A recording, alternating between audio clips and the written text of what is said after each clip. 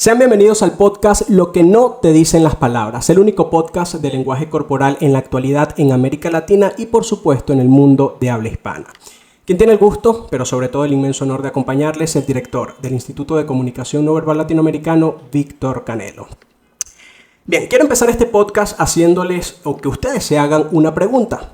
¿A cuántos de ustedes no les ha pasado la siguiente historia?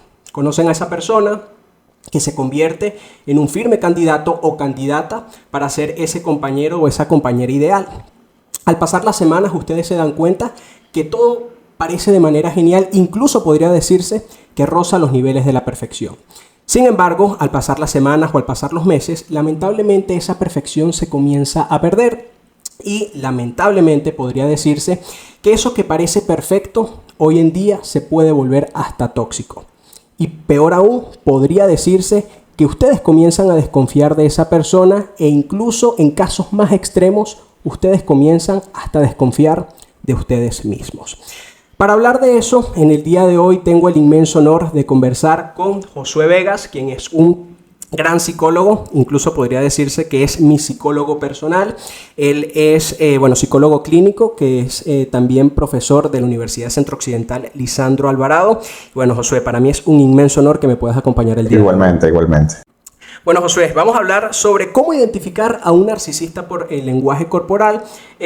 Toda esa introducción fue a raíz, de una conversación que mantuvimos. Y me gustaría que me comentaras primero desde la psicología, ¿cómo se define a un narcisista? Ok, primero definamos que un narcisista, solo así como palabra, desde la psicología va a cambiar. Como una palabra solamente lo vamos a ver como aquel estado de grandiosidad que puede tener una persona. En cambio, en el campo de la psicología lo vamos a llamar trastorno de personalidad narcisista. Ok. Y diferenciemos entre rasgos narcisistas que podemos tener y un trastorno de personalidad narcisista. Ya es un diagnóstico clínico del eje de los trastornos de personalidad. Hay unas diferencias radicales que van a enmarcarse allí. Entre lo más significativo, vamos a decir que en el trastorno narcisista de la personalidad, la carencia de empatía es determinante.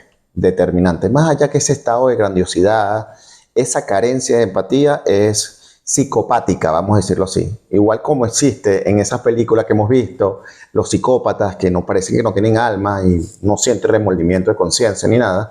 En este caso, el trastorno de personalidad narcisista, los vínculos emocionales manipula mucho con las personas, okay, sin tener nada de empatía. Por eso que puede jugar fríamente y la víctima queda desconcertada.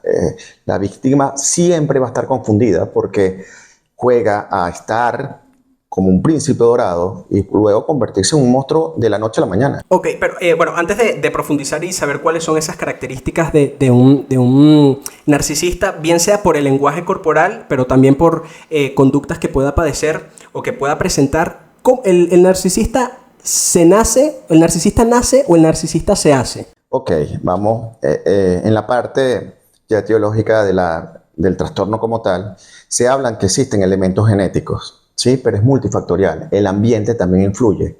Entonces, el conjunto de esas dos variables, en el caso del diagnóstico de trastorno narcisista de personalidad, tiene el conjunto de las dos variables. Entonces, okay, ese se nace y se hace, es multifactorial, están las dos cosas juntas. ¿Okay?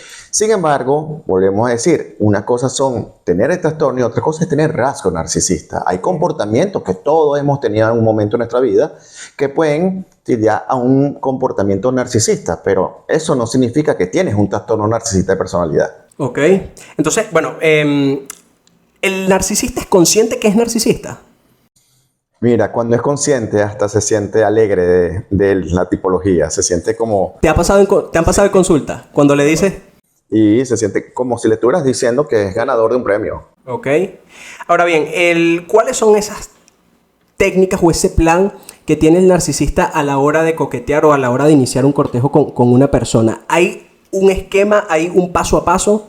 Ok, en el caso de las relaciones de pareja, okay, podemos darnos cuenta que existe algo que si bien no sale en el DSM-5, que es el manual de diagnóstico, pero sí existen una serie de comportamientos. Hay uno que le colocaron un nombre, se llama love bombing, bombardeo de amor. Okay.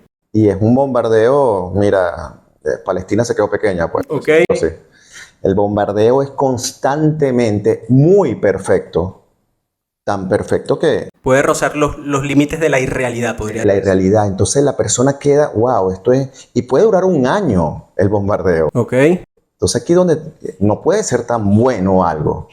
Ok, pero me gustaría, bueno, de cada punto que toquemos, me gustaría que identificáramos cuándo es una conducta normal a cuándo ya es un narcisista, porque como me comentabas, todos tenemos algunos rasgos narcisistas, es decir, a todos nos gusta gustar, a todos nos gusta que nos elogien, sin embargo, ¿cómo saber cuándo ya es algo, ya es una persona narcisista y no simplemente rasgos de la personalidad? En el caso de love bombing, por ejemplo. Ok, mira, vamos a ponerlo así. Lo exacerbado que va a ser, exacerbadamente meticuloso para... Una cosa es que uno le guste a alguien y muestre también algunos defectos, unas diferencias.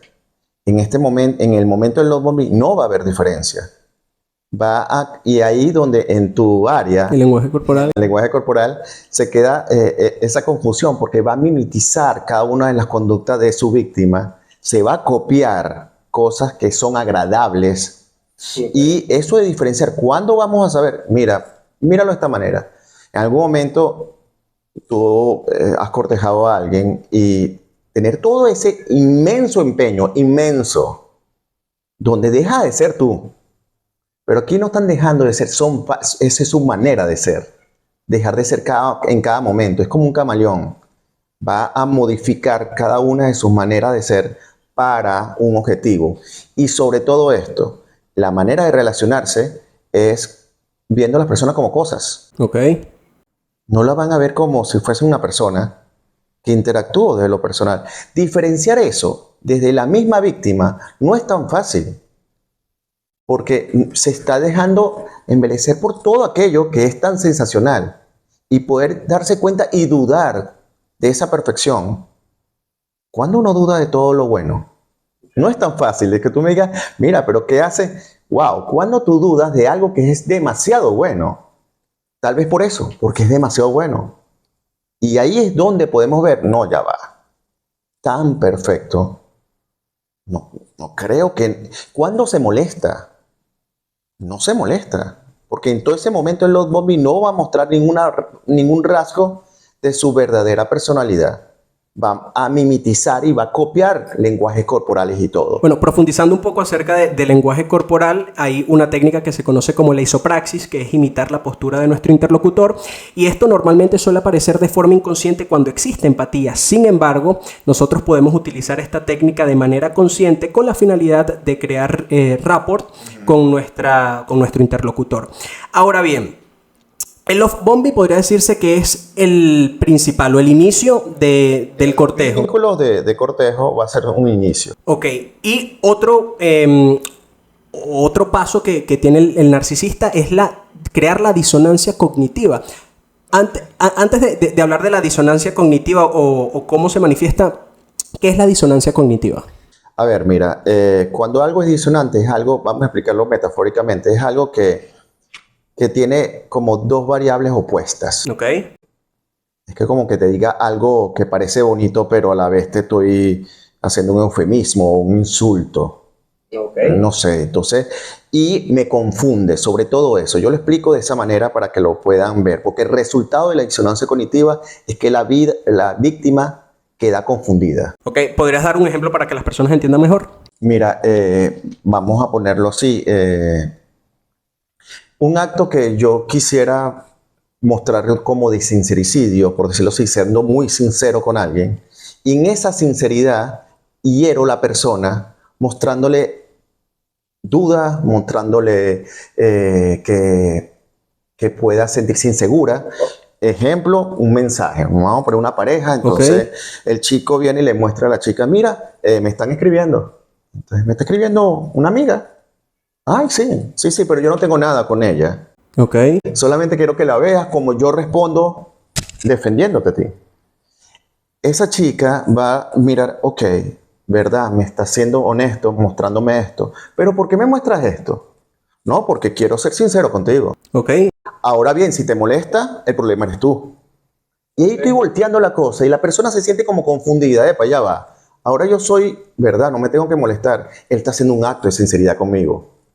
Pero ya va. Ese acto, ¿por qué me estás diciendo que se escribe con alguien? Y después dice, no, es mi amiga, le voy a seguir escribiendo, ¿sabes?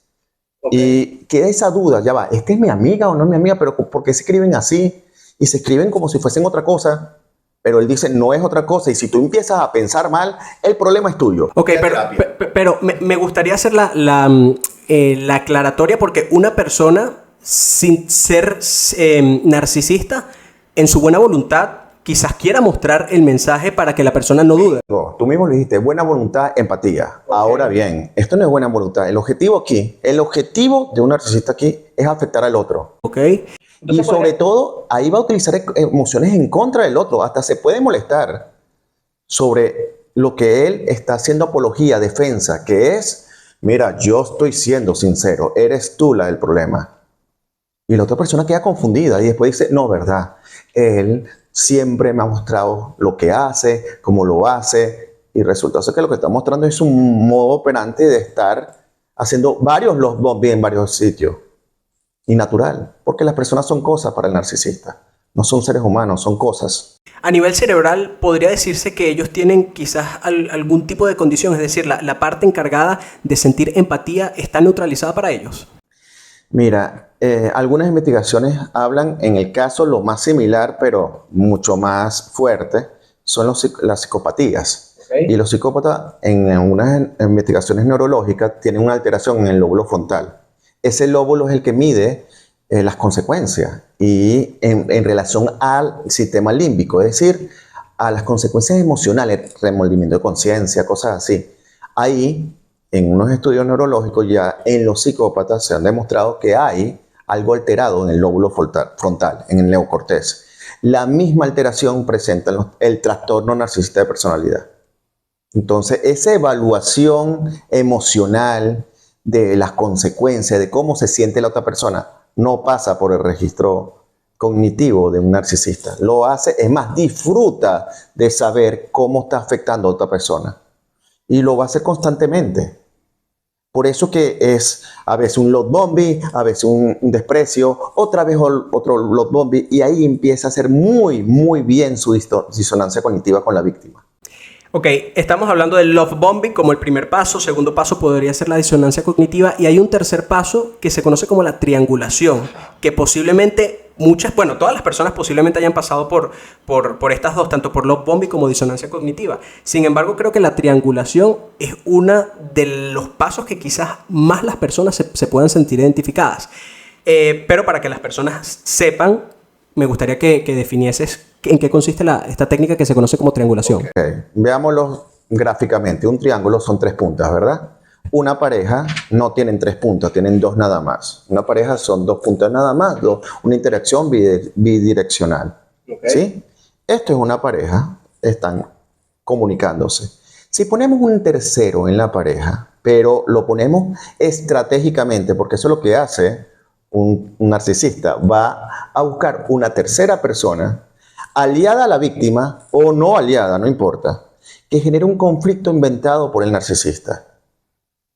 Ejemplo, una triangulación positiva sería, y no es positiva de lo bueno, sino de agregar algo, el narcisista puede agarrar varias personas de vínculo de la víctima, familiares, y ponerlo en contra de la víctima. Ganarse el suegro, ganarse la suegra, de tal manera que cuando pase un problema, ponerse de ese lado y la víctima queda aislado de su propia familia porque trianguló, hizo un muro de contención aquí para que la víctima quede sin poder de contención, sin poder buscar una manera a alguien a decir, mira, me quiero desahogar, porque es más, cuando intenta desahogarse, él aísla a todas las personas que pueda recurrir porque los convence, porque es muy carismático, porque sabe hacer love bombing afuera para quedar bien y que esta verdad nunca sea escuchada. Tal vez puede hacerlo, ahí se llama una triangulación positiva porque está agregando cosas, o negativa cuando quita cosas. Es decir, pone a muchas personas en enemigo de la víctima también. Y la víctima queda aislada porque no sabe a dónde recurrir. No puede recurrir a su familia porque también se los ganó. o pone en contra a la familia para que quede aislada. Pone en contra a las amigas, la mejor amiga. Mira, no me gusta esta amiga para ti. ¿Por qué no? Esa no sé. Y empieza a tal grado que la víctima cree eso, porque es constante, y le empieza a buscar fallas y fallas y fallas, y se aleja de las amistades. Una cosa distinta a eso es una relación donde de verdad hay una influencia, por decir, una mala amistad, y que tú digas en el comentario, pero aislarlo completo ya es otra cosa. Esa es la diferencia. Ahora, en el caso de la triangulación, podría darse incluso también dentro del matrimonio, es decir, que una de las partes busque utilizar a los hijos. Claro. Es decir, el narcisista no tiene empatía ni siquiera con los hijos. Ni siquiera con los hijos. Si lo puede utilizar a su favor, puede triangular tanto favorable o desfavorable de la víctima. ¿Ok?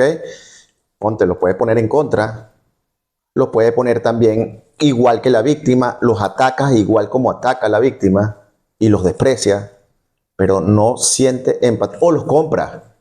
Puede hacer ponerlo a favor de su causa, y los compra. Entonces compra a los hijos, le compra cosas para comprar el afecto, y de esa manera tener ese muro de contención por acá, para que cuando exista una diferencia, que las personas común y corriente tienen diferencia, esto no es común y corriente, las diferencias aquí son para desequilibrar la paz mental de la víctima. Tú me dirás, pero ¿qué consiguen con eso? Exacto. Mira, consiguen mucha dopamina. Ok. Bueno, la dopamina es una hormona que está relacionada a la felicidad, si no me equivoco. Sí, es más, la palabra doping, que ocurre por las sustancias químicas que pueden ir al oído. Cuando te hacen un examen de doping es porque tienes sustancias que excitan mucho tu sistema nervioso central. ¿Ok? Bueno, la dopamina de manera natural lo tenemos en el organismo y genera esa excitación, ese estado de hedonismo, de placer. ¿Qué sucede con el narcisista? Que juega a esos estados tan fuertes de dopamina que genera un conflicto en una relación. Porque ahí hay momentos muy grandes de emociones. Y saber que la otra persona está en esas emociones tan variantes le genera gratificación. Lo hace por eso nada más. Bueno, una de las investigaciones que hizo Teresa Varo, quien también es una experta en lenguaje corporal, ella afirmaba que al narcisista le encanta recibir elogios, pero no solamente eso, sino que cuando otros reciben elogios y esos elogios no son para esa persona, se comienza a sentir como incómoda y por tanto comienza a hacer gestos de incomodidad.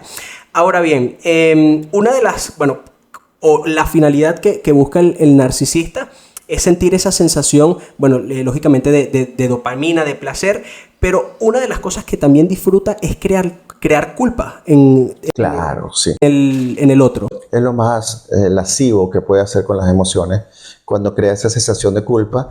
También, como dijiste al comienzo, para ellos, yo siempre digo de una manera muy metafórica, llueve para adentro de la casa y escampa para afuera. Para afuera van a ser carismáticos, van a ser muy buenos políticos, muy diplomáticos, porque van a cautivar la atención siendo muy, muy dados, pero no por empatía, sino por la aprobación que da el que sean muy dados para afuera. Pero eso adentro es distinto. Las personas que se están vinculando con él van a verlo distinto. Es decir, las personas que se están vinculando con él van a sentir constantemente lo más fuerte, que es la culpa. Porque tienen una capacidad inmensa, pero inmensa, de voltear las situaciones. Como si tuviese una labia fenomenal de poder cambiar y hacer que la víctima constantemente dude, pero ya como no solamente con una disonancia cognitiva, dude de sí mismo. Que es aún peor. Que aún peor. ¿Sí? Ok. No sé.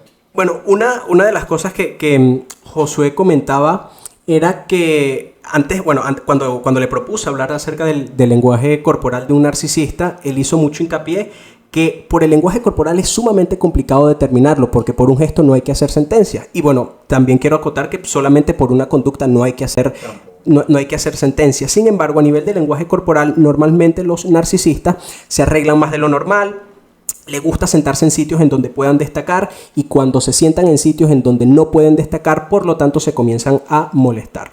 Josué, entonces, ¿cómo sería en el caso de una persona que ya está consciente, que está relacionándose con un narcisista? ¿Cómo puede salir la víctima de un narcisista? Porque a simple vista podría decirse, ok, es fácil, simplemente me despego y ya, pero para la víctima, ¿qué tan difícil es separarse de un narcisista? Sumamente difícil. Eh, Queda además decir que entrar en terapia es fundamental para poder generar los pasos. El primer gran paso es identificación. Es decir, identificar tanto los rasgos, tanto el comportamiento, que no te quede duda, que la víctima no le quede absolutamente ni una sola duda de que está vinculándose con un narcisista. Y ese paso es difícil porque estás en negación. Por la misma disonancia cognitiva, la víctima niega porque todo lo bueno que suele hacer también tiene un costo y te confunde. Entonces esa víctima tiene que hacer una ardua investigación de identificación de todo lo que es un narcisista y luego hacer técnicas de desvinculación.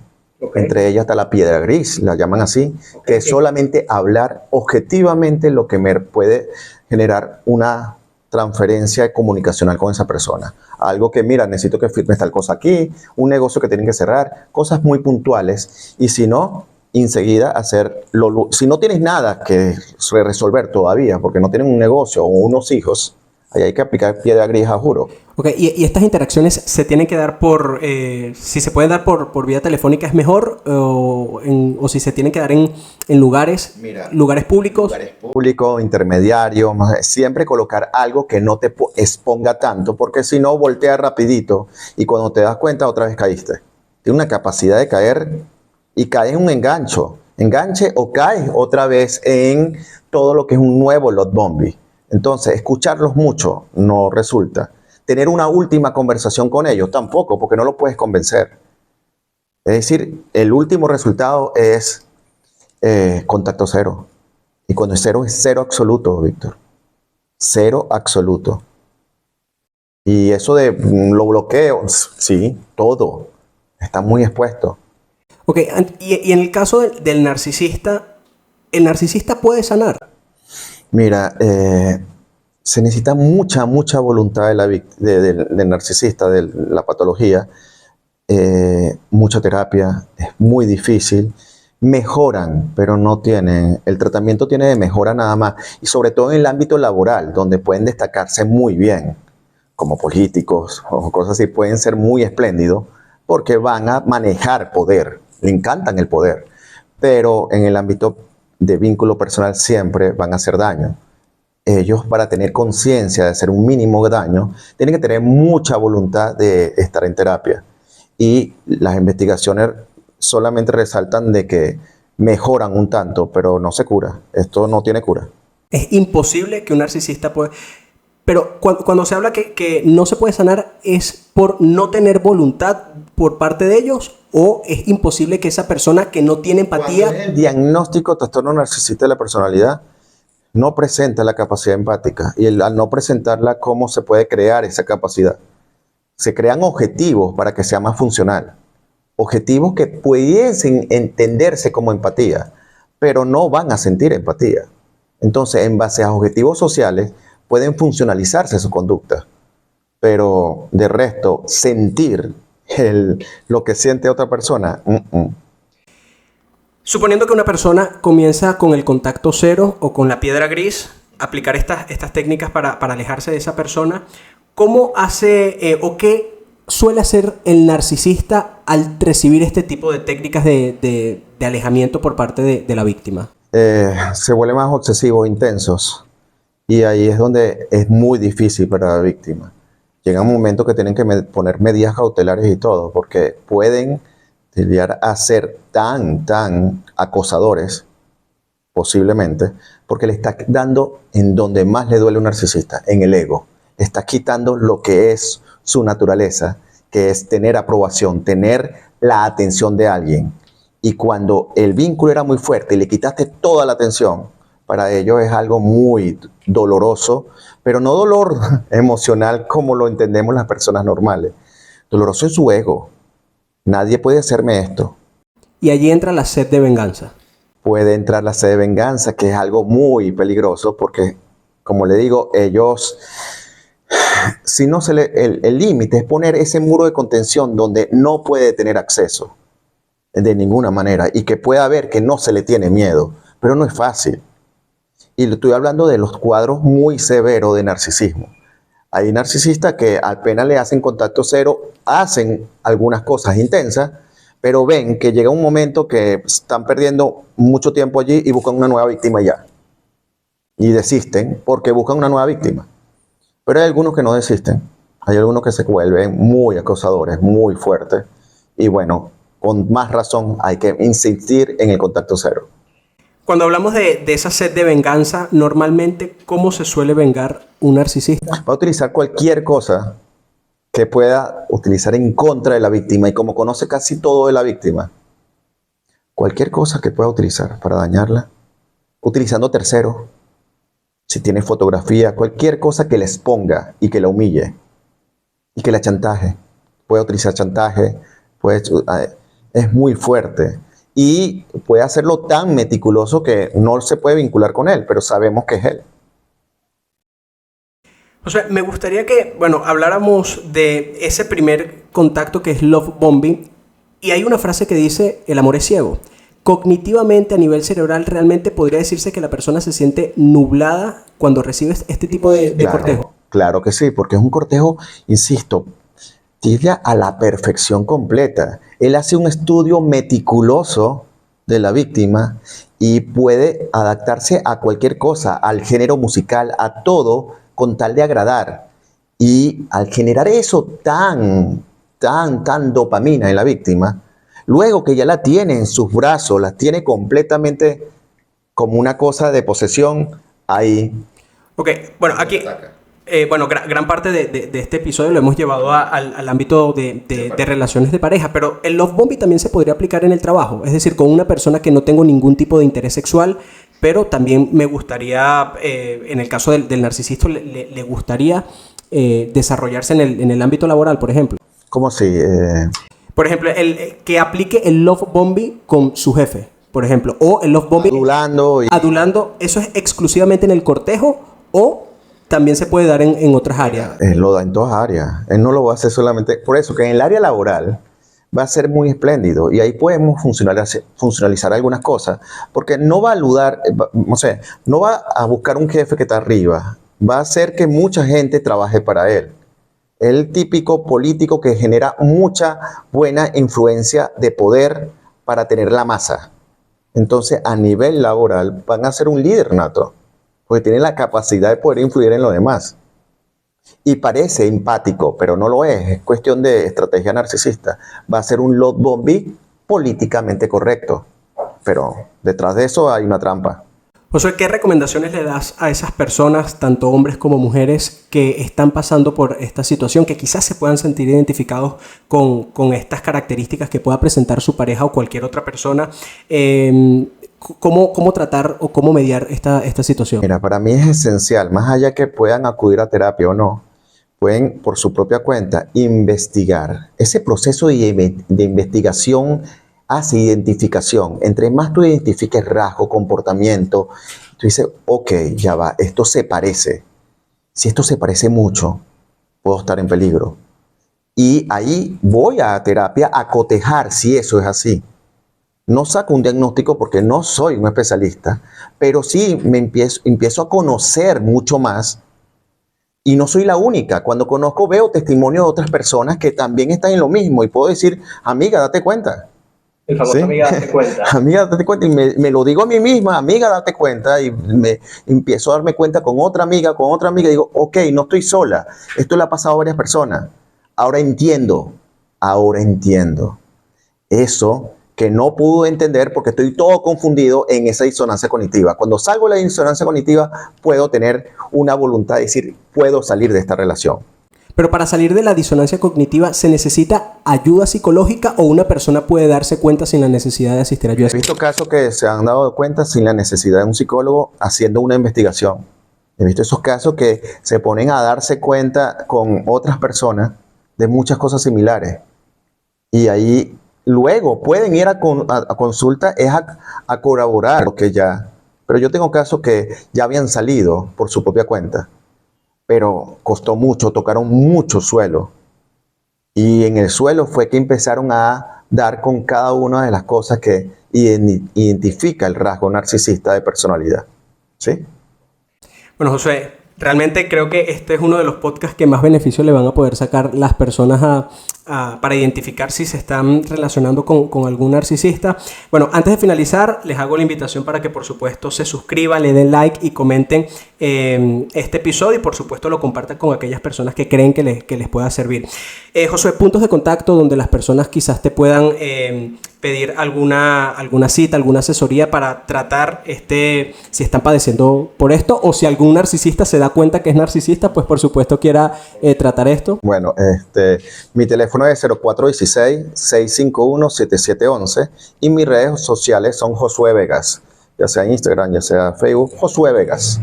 Ok, bueno, las personas que están fuera de Venezuela recuerden colocar el +58 para que le puedan escribir a Josué. Y bueno, mi psicólogo personal, así que doy fe que es un excelente psicólogo. Bueno, Josué, encantado de tenerte el día de hoy. Y de esta manera llegamos al final de este episodio del podcast Lo que no te dicen las palabras, el único podcast de lenguaje corporal en la actualidad en Latinoamérica y por supuesto en el mundo de habla hispana. Quien tuvo el gusto, pero sobre todo el inmenso honor de acompañarles, el director del Instituto de Comunicación No Verbal Latinoamericano, Víctor Canelo. Y les recuerdo que todo esto fue bajo la producción de Fabián Morales y la dirección de Carlos Peña, mejor conocido como Carlos Creando, y será hasta un próximo episodio.